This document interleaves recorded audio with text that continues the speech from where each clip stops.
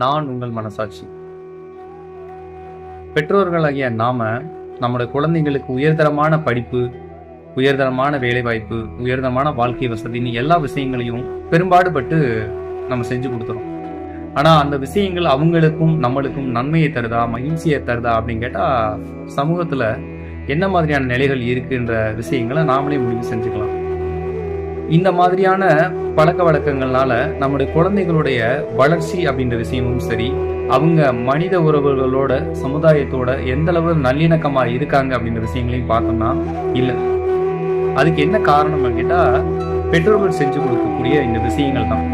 இது தன்னை தனித்துவமான மனிதனா, தன்னை சிறப்பு மிகுந்த மனிதனா, நான் சொசைட்டியில பெரிய ஆளு அப்படின்ற ஒரு தன்மையை தான் காமிக்கிறதே தவிர இயல்பான மனித சஞ்சாரத்தோட சமூகத்தோட ஒட்டிய நிலையில இருக்கணும்ன்ற மனநிலையை வளர்க்கறது இல்லை. ஸோ இதை சிந்தனைக்கு விருந்தாய் இந்த விஷயத்தை நாம நிறைவு செய்வோம்.